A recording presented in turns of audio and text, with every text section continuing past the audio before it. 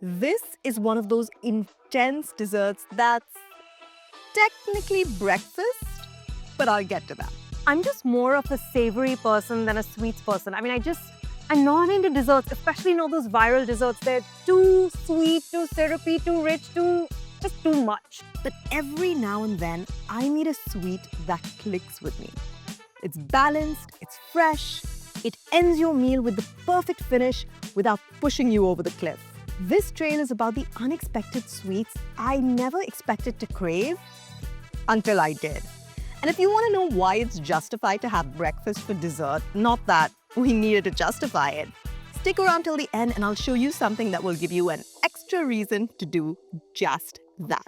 Lugaimat is the one thing people know about Emirati food. A lot of people have grown up here and they may know nothing else about Emirati food, but they will know about these deep-fried balls of dough that are drenched in date molasses or dibs and then sprinkled with sesame seeds. Essentially, you're serving a fruit, I like to think of. I think it's because they use date molasses and not honey and not sugar syrup. It's a very restrained kind of sweetness, you know? I feel like dates have that balanced sweetness as opposed to being cloyingly sweet. And from what I've heard, these are legit old school grandma style Lugaimat because the stuff you get most of the times are these really round balls, which are not exactly how they're made at home. These ones, which are a little bit sort of, they're still round, but they're a little bit more flatter. This one is how people typically would make them back at home. And I love these because they are so crispy on the outside, right? My beef with Lugaimat sometimes is it chewy and soggy and yeah, dense. But this is not that. This is amazing. I'm so glad this worked out I love because when a Lugaimat is good, I really love it. Like I just can't stop eating it. But when it's not, I'm like, pass. This is so good. Yeah. This was honestly, I have to say, I think this is the best Lugaimat I've had in the city. The only other one that compares to this level of crispiness is when I had it at Ursula's camel farm. She's this German camel herd. I did an entire video with her. And when we went out to her camel farm, she makes Lugaimat and they are equally crunchy like this. It's like literally you just crunch and then it's poof, it's gone. So it's kind of bubbly, airy, and it's got all those air pockets in there. So you see that? You literally just press it down and it just collapses just like that. It's not one of those stodgy, chewy things.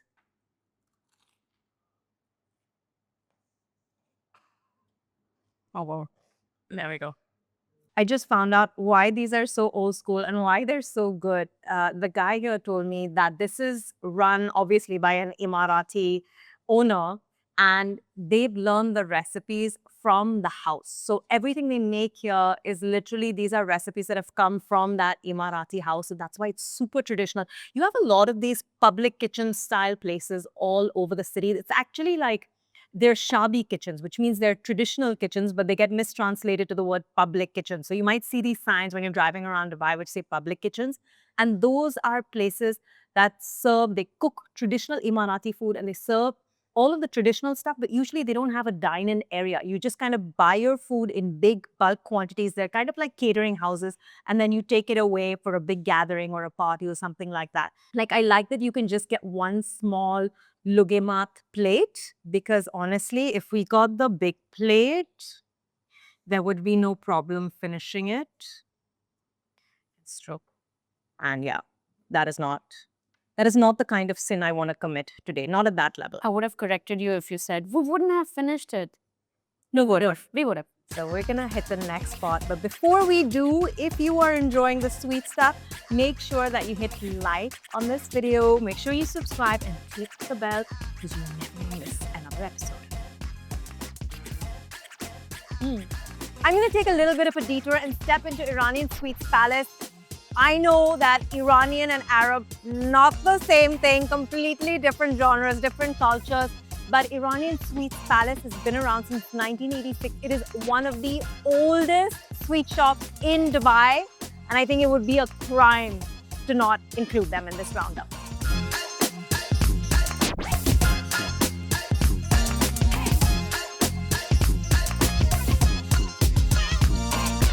try three things here. Their e-Khamieh, their freshly fried Zullabiya, and their Faloodeh Makhloot. And if this all sounds like Greek to you, just chill out. I'm going to show you exactly what they are in a hot minute.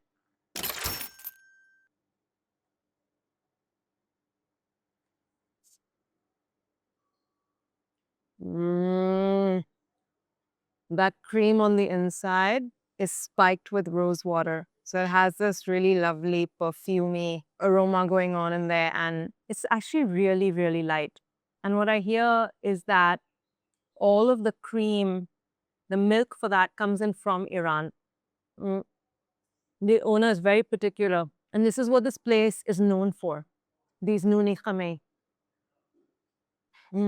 I mean, you wouldn't think of a cream-filled puff being light, but I think because of that flowery, rosy situation happening inside, it doesn't feel heavy, it doesn't feel stodgy. And what I love is that they make these fresh in the shop. The second we walked in, he was like, we just finished making a fresh batch of everything. They just stocked up the entire shop. So you know that what you're getting has been made fresh on premises. So this will be familiar to a lot of folks from the Desi community because it looks exactly like jalebi. And here they call it Zullabiya. So the way the Iranians make their Zullabiya is much more crunchy. It's literally just all crunch. It's literally like having jalebi chips. And so the question is, who copied whom? Was jalebi born in the Indian subcontinent or did it come from Persia? And for that, I will wipe my hands and I will read you a little poem from the 10th century where this poet writes about exactly this. And that poet is Ibn Sayyar al-Waraq. He is the author of one of the first cookbooks written in Arabic that we are aware of. And this is probably in Baghdad. And he writes that Zullabiya are my favorite cakes, round and intertwined, yellow and white and colored, fried in purified sesame oil, soft to the touch, smooth, dipped in white honey, lined up one after the other like nuggets, like incised bars of gold. And back in the day, they would write these books on food and medicine and food and poetry. And it was just the most beautiful thing in the world. And it turns out some dude in Baghdad wrote this entire poem about Zullabiya. And now you know. Being in the shop feels like you're walking through a garden of roses. Iranians love rose water. It's like in everything. And it's there in this. So this, you can think of it as a noodle sundae. We'd call it Makhloot, which means it's a mixed dessert. And it has two things in it. One is it has bastani, which is the saffron ice cream with little chunks of clotted cream. And the other is it has Faloodeh, which are these cornstarch noodles. And you douse them with rose water, you put in lemon juice. And this is the only shop I found. I don't know if there's any other, I have not come across it, but it's the only shop I found that has ab al-balu, which is the sour cherry juice. And I've had it in Iran. I've struggled to find it anywhere else in Dubai. But this shop is one of the OGs and they have ab al-balu. And honestly, the sour cherry on top of this makes it sweet and sour, and it's exactly the kind of thing you want in the summer. Now back to the Arabic sweets made by the Syrians. They're known for their culinary talent in the region. I would never have stepped into the shop had a friend not dragged me in here, and I'm actually really happy she did that. Because this Syrian shop, turns out their stuff is really high quality. Like some of the stuff looks so rich, but when you bite into it and you realize that it's, you know, the quality of the cream, the quality of the actual baked stuff that they've got in here, it's so fresh, it's so well balanced that it makes the calories worth it.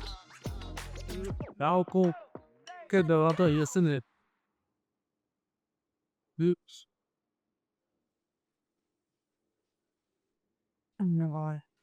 I don't think anyone does garaibeh the way these guys do.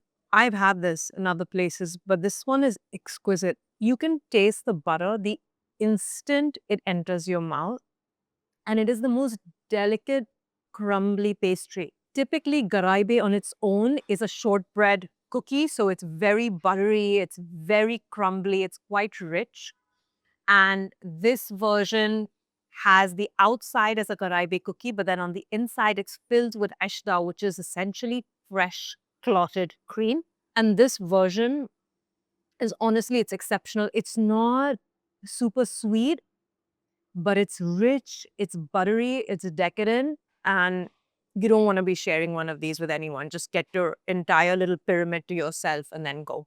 For someone who doesn't love desserts, like this blew me away the first time I had it, and it's blowing me away all over again.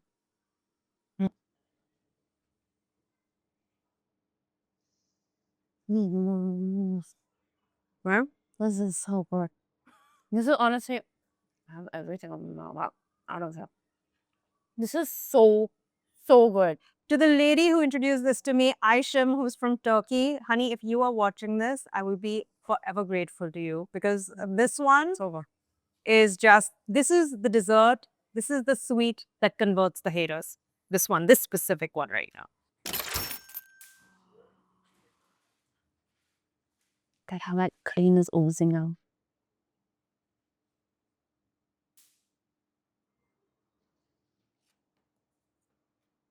Mm. You know what hits you right away? Is the orange blossom water. Yeah, so the outside is almost like a gelatinous layer of cheese dough. And that's why it's called Halawat Jibin, which is the sweetness of cheese. So on the outside is this dough that's made out of cheese. And if you can see, it's got this bit of a stretchy skin-like quality to it. A little bit gelatinous, very delicate. And then on the inside, they filled it with cream. And this is that same gorgeous ashta that we had in the Ghraybeh. Anything with cream here is going to be the strong point because it's so fresh. Noreen, I just saw you stealing away a piece of my cake. Thank you. And when orange blossom water is used in the right proportion, it makes something really floral, really summery, really light. If you use too much of it, it'll straight up be bitter. But they've used it just the right way.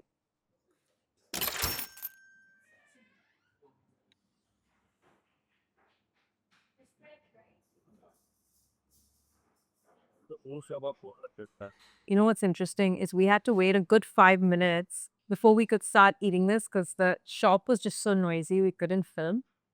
And the beauty of eating Syrian Booza is it doesn't melt that easily. It's just because of the structure and the actual properties of this ice cream. So it's a pounded ice cream. And they have an ingredient in there called sahalab, which is from the orchid flower. It's actually, the word is Falab, which means fox. So they take these orchid tubers and they grind them up into a powder and they add it into the ice cream and they pound the ice cream. And what it does is it makes the ice cream really stretchy and chewy, and it really raises the melting point of the ice cream because it has essentially similar to polymers in them. This gets very technical, but the moral of the story is you have a stretchy, gooey ice cream that doesn't melt as easily. There's no vanilla in there. Sometimes you can get the flavor of mastic, which is like it's a pine-like resin that they add in there, but I'm not even getting that flavor. It's just a very clean milk flavor with pistachios. Remember that dessert I teased you about at the start? It's time to dig into that now. Let's get into ka'ak. This is Lebanese style ka'ak. Sesame coated bread, street style, toasted and stuffed to order with a sweet, cheesy slice of kunafe at Ka'ak Al Manara. You know what's crazy is that technically this is not even a dessert. In Lebanon, this is a super popular breakfast dish. You go out on the streets and you have these ka'ak vendors selling these purse-shaped sesame-seeded buns from poles, and then you buy the ka'ak, he'll slice it open, he'll shove in a hot, gooey, cheesy piece of knafeh, And it's the kunafa which has the soft, crumbly top, the kunafa nama. He'll douse it with sugar syrup, you close it, and it's one of the most intense ways you can start your day. All those years ago, when Cattle Manara first started out as just a little stall in a market, this was one of those things that really catapulted it to fame. This is like one of the OG things that people come here for. And this can be as sweet as you want it to be. So if you don't have much of a sweet tooth like me, I would go easy on the sugar syrup. But hey, they serve it on the side. So if you want to go crazy and have a sugar party, totally your call. That was one heck of an intense breakfast, dessert, I don't know what you want to call it. But if you are in the mood for something a little bit more savory for breakfast, then definitely tap the screen and check out my video on a breakfast from a culture that people usually don't think about for breakfast. They go there for lunch and dinner, but no one ever rocks up to a Yemeni restaurant saying, I'm ready for breakfast. And that is exactly what I did. So make sure you tap the screen, check out that video. If it's out already, it'll be linked here. If it's not, make sure you click the bell and subscribe for notifications so you don't miss it when it drops. Until the next time we meet, you know how we roll. Forks down, plates up.